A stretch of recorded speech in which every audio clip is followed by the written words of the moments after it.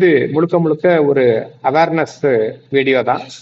இதுல எந்த விதமான மார்க்கெட்டிங்கோ வியாபாரமோ இல்லை. வணக்கங்க, நான் Ravichandran. Welcome to wealthy mind set YouTube channel. Personal financing for a common man என்ற தலைப்புல நம்ம ரெகுலரா பல்வேறு தலைப்புகளை பத்தி பேசிட்டு இருக்கோம். அந்த வரிசையில மாணவர்களுக்கு ஆன நிதி சுதந்திரம், அதாவது பினான்சியல் ஃப்ரீடம் ஃபார் ஸ்டூடெண்ட் என்ற தலைப்புல இதை பேச போறோம். மாணவர்கள் தான் சம்பாதிக்கவே போறது இல்லையே, அவங்களுக்கு எதுக்காக இந்த பினான்சியல் ஃப்ரீடம் பத்தி தெரியணும் அப்படின்ட்டு நீங்க கேட்கலாம். இது மாணவர்கள் வேலை செய்யறது இது சுதந்திர இந்தியாவில் பல்வேறு காலகட்டங்கள்ல இருந்துகிட்டு தான் இருக்கு. ரெண்டாவது, இன்றைய மாணவர்கள் தான் நாளைய முதலாளியாவோ அல்லது தொழிலாளியாவோ மாற போறாங்க. அதனால அவங்க சின்ன வயசுலயே இதை கத்துக்கிட்டாக்கா அவங்க படிச்சு முடிச்சு வெளியில வர்ற சமயத்துல ஒரு சிறந்த தொழிலாளியாவோ அல்லது முதலாளியாவோ இருக்க முடியும்ன்றதுதான் இதுல நிதர்சனமான உண்மை. பணத்தை நாம கட்டுப்படுத்தாம இருந்தா அது நம்மளை கட்டுப்படுத்த ஆரம்பிச்சிடும். இதுதான் வாரன் பஃபெட் சொன்ன ஒரு பொன்மொழி. மாணவர்களுக்கு நிதி சுதந்திரம் எப்படி கிடைக்கும் அப்படின்னு நீங்க கேட்கலாம். மாணவர்கள் அவங்க ஃபேமிலியோ இதெல்லாம் சேர்த்து பார்த்துக்க முடியாது. ஆனா அவங்களுக்கு தேவையானதை அவங்களாலேயே சம்பாதிச்சுக்க முடியும். ஒரு உதாரணத்துக்கு, வெளிநாட்டுக்கு ஒரு மாணவர்ங்கிறது படிக்க போறாரு. யூஎஸ்க்கு படிக்க போறாருன்னா வாரத்துக்கு 20 மணி நேரம் அவர் வெளியில வேலை செய்ய முடியும். 1 மணி நேரத்துக்கு $20 வரைக்கும் அவருக்கு சம்பளம் கிடைக்கும். ஸோ $400 ஒரு வாரத்துக்கு அவருக்கு கிடைக்கும்.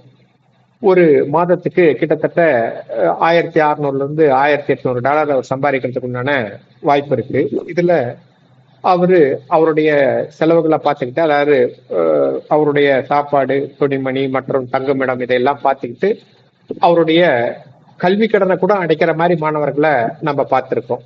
வாங்க இந்த இன்ட்ரெஸ்டிங்கான ஒரு பதிவுக்குள்ளார நம்ம போவோம்.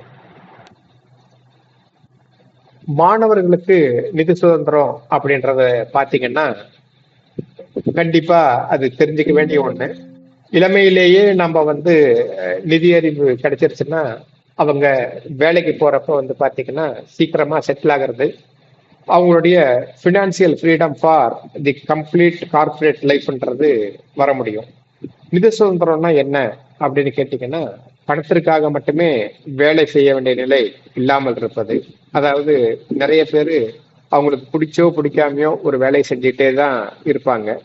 அவங்களுக்கு வேற வேலை தெரிஞ்சாலும் அவங்க போக முடியாது. ஏன்னா இதுல கிடைக்கிற சம்பளம் அவங்களுக்கு விருப்பப்பட்ட வேலையில கிடைக்காம இருக்கலாம். ரெண்டாவது, உங்கள் தேவைகள் மற்றும் கனவுகள் பற்றிய கவலை இல்லாம, அதாவது உங்களுடைய நீட்ஸ் அண்ட் வாட்ஸ் ரெண்டுக்கும் பணம் எவ்வளவு வேணும்ன்றத பத்தி கவலைப்படாம நீங்க உங்களுக்கு வேணும்ன்றத பிடிச்சத பண்றது.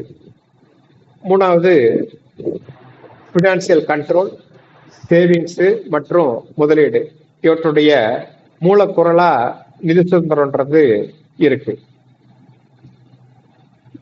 மாணவர்களுக்கான முக்கிய நிதி பழக்கங்கள் பார்த்தீங்கன்னா, சேமிப்பு பழக்கம் உருவாக்குதல். ஃபார் எக்ஸாம்பிள், ஒரு 5வது படிக்கிற குழந்தை இல்ல 6வது படிக்கிற குழந்தைன்னா பிக்கி பேங்க்ல டெய்லி ₹1 ₹2 இல்ல ₹10 என்ன கிடைக்குதோ காலத்துக்கு தகுந்த மாதிரி அதுல உண்டியல்ல கையில கொடுக்கற காசை பாக்கெட் மணிய அந்த பிக்கி பேங்க்ல போட்டு அந்த குழந்தை சேமிக்கிற ஒரு பழக்கத்தை உருவாக்கணும். ஓரளவுக்கு ஒரு அமௌண்ட் சேர்ந்த உடனே அதை போஸ்ட் ஆபீஸ்ல போட்டு பழக்கலாம். இப்பெல்லாம் போஸ்ட் ஆபீஸ்ன்ற கலாச்சாரம் போயிடுச்சு. பக்கத்துல இருக்கிற பேங்க்லயோ இல்ல அவர் சேமிச்ச பழத்துல அவருக்கு ஏதாவது ஒரு பொருளையோ வாங்கி கொடுத்து நீங்க பழக்கினீங்கன்னா சேமிப்பு பழக்கம் கண்டிப்பா வளரும்.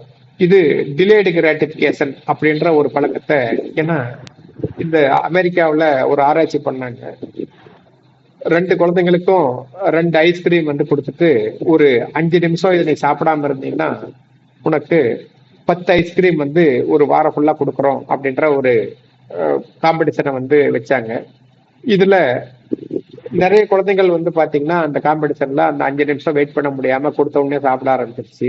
மிக சில குழந்தைகளே பாத்தீங்கன்னா அந்த 5 நிமிஷம் வெயிட் பண்ணி, ஏன்னா வாரம் பூரா கிடைக்க போற அந்த 10 ஐஸ்கிரீம் பாத்தீங்கன்னா கண்டிப்பா இந்த ஒரு ஐஸ்கிரீமை விட பெருசு. ஒரு வாரம் ஃபுல்லா சாப்பிடலாம். இதுதான் டிலேடு கிராட்டிபிகேஷன் சொல்லி சொல்றது. இந்த பழக்கத்தை சிறிய வயதிலிருந்து உருவாக்கணும் அப்படின்றதுதான் இந்த பதிவோட நோக்கம். ரெண்டாவது, குழந்தைங்களுக்கு அவங்களுடைய தேவைகளை பட்ஜெட் பண்ணி செலவு பண்ண கற்றுக் கொடுக்கணும். இப்ப வீட்டுக்கெல்லாம் நீங்க பட்ஜெட் போடுறீங்க இல்லையா, அதே மாதிரி மாணவர்களும் அவங்களுக்கு தேவையான செலவுகளை பட்ஜெட் போட்டு பண்ணணும். ரெண்டாவது, இந்த கடன் வந்து முழுக்க முழுக்க தவிர்க்கப்பட வேண்டியது. அது வந்து சின்னவங்களா இருந்தாலும் சரி, பெரியவங்களா இருந்தாலும் சரி, சிறிய வயதுல இருந்தே கடன் வாங்காம இருக்கிற ஒரு ஹேபிட்டை வந்து அவங்களுக்கு ஏற்படுத்திட்டீங்கன்னா அவங்க இறக்குற வரைக்கும் கடனே வாங்க மாட்டாங்க. Unless otherwise it is essential. சிறு முதலீடுகளை வந்து அவங்களுக்கு பழக்கப்படுத்தணும். அவங்க சின்ன குழந்தைங்க வந்து பாத்தீங்கன்னாக்கா இந்த இப்பெல்லாம் வந்து யார் மட்டும் கையில் இருக்கிற போன்லயே வந்து மியூச்சுவல் ஃபண்டோ அல்லது ஷேர்ஸோ வாங்க முடியும். அவங்க சேர்க்கிற காசுல சின்ன சின்னதா ஷேர்ஸோ மியூச்சுவல் ஃபண்ட்ஸோ அவங்க பேர்ல ஒரு அக்கௌண்ட் ஓபன் பண்ணி நீங்க வாங்க வைக்கலாம். அடுத்தது, இந்த காசெல்லாம் கொண்டு போய் போஸ்ட் ஆபீஸ்லயோ இல்ல பேங்க்லயோ வந்து அவங்களையே கட்ட சொல்லலாம். ரெக்கரிங் டெபாசிட் மாதிரியோ இல்ல சேவிங்ஸ் அக்கௌண்ட் மாதிரியோ வளர்க்கலாம். பணம் சம்பாதிக்கும் வழிகளை வந்து அவங்களுக்கு கற்றுக் கொடுக்கணும். இப்போ ஒரே நார்மலா நம்ம படிச்சுட்டு அந்த படிச்ச பழப்புக்கு ஒரு வேலைன்னு சொல்லி தேடுவோம். அப்படி இல்லாம நிறைய வேலை கத்துக்கிட்டு நாம மல்டி ஸ்கில்லிங்காவோ மல்டி டாஸ்கிங்காவோ இருந்தாக்கா படிச்ச படிப்புக்கும் வேலை கிடைக்கும். நீங்க சைடுல இன்கம் வந்து பண்ண முடியும். அதாவது ஒன்றுக்கும் மேற்பட்ட வருமானம் வரும் வழிகளை உங்க மாணவர்களுக்கு சொல்லிக் கொடுக்க முடியும். மாணவர்களுக்கு பாத்தீங்கன்னா முன்னாடி எல்லாம் இந்த மாதிரி ஒரு ஆப்ஷன் இல்லை. ஏன்னா ஸ்கூல் லீவ் விட்டாக்கா ஏதாவது ஒரு சிலர் பேப்பர் போட போவாங்க, மற்றவங்க எல்லாம் அவங்க பேரண்ட்ஸோட அவங்க செய்யற தொழில ஹெல்ப் பண்ணுவாங்க. விவசாயிகளா இருந்தாக்கா சின்ன சின்ன வேலைகள் கிடைக்கும். இப்ப அப்படி இல்லை, உலகமயமாக்கல் ஆயிடுச்சு. இந்த கான்டினென்ட்ல இருந்து எந்த கான்டினென்ட் மட்டும் உங்களால வேலை செய்ய முடியும், எந்த நாட்டுக்கு மட்டும் வேலை செய்ய முடியும்.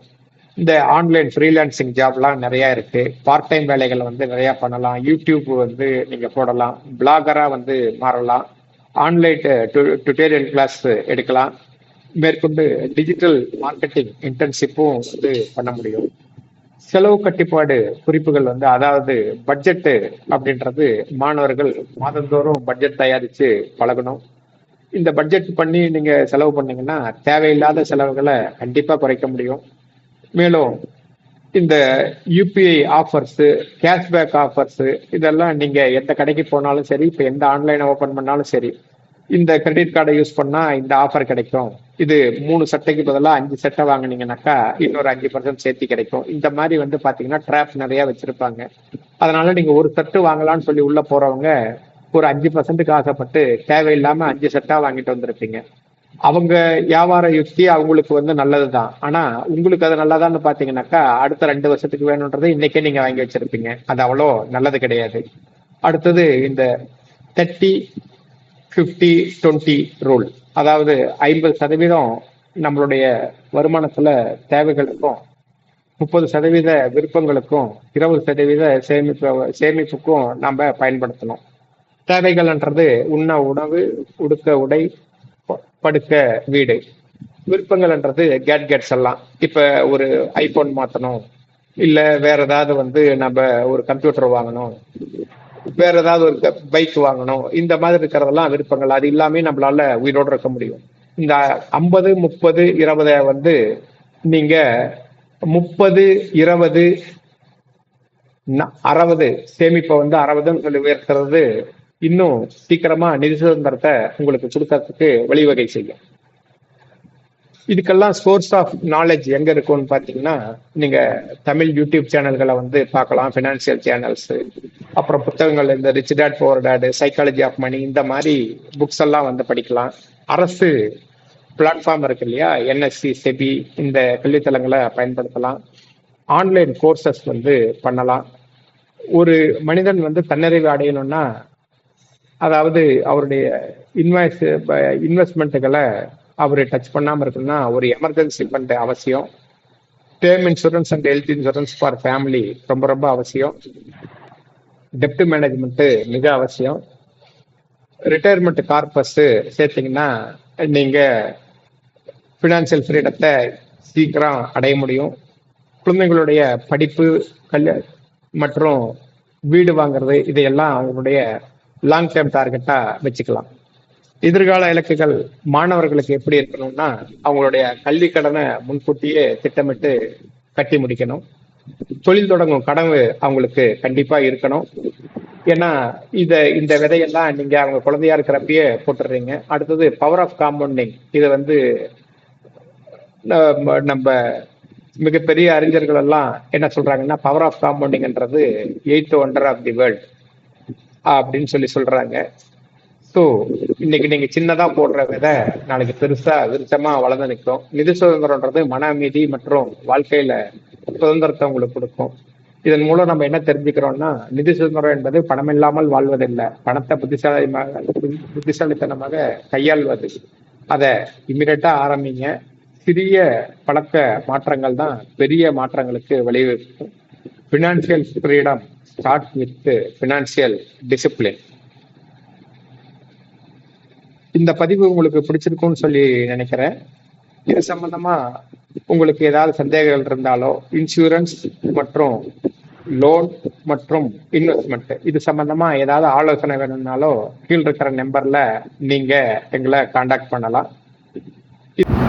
எல்லாரும் இந்த பதிவு முழுசா பார்த்துருப்பீங்கன்னு நம்புறேன். உங்களுக்கு பிடிச்சிருக்கும்னு நினைக்கிறேன். உங்களுக்கு பிடிச்சிருந்தா உங்களுடைய ஃப்ரெண்ட்ஸ் அண்ட் ஃபேமிலிஸ்க்கும் இதை வந்து ஃபார்வர்ட் பண்ணுங்க. அவங்களையும் பார்க்க வற்புறுத்துங்க. எல்லாரும் சப்ஸ்கிரைப் பண்ணுங்க. எங்களை தொடர்பு கொள்ளணும்னு நினைக்கிறவங்க கீழே இருக்கிற கூகுள் ஃபார்மை ஃபில்அப் பண்ணிங்கனாக்கா எங்கள் ஆஃபீஸ்ல இருந்து உங்களை வந்து தொடர்பு கொள்வாங்க. நன்றி, வணக்கம்.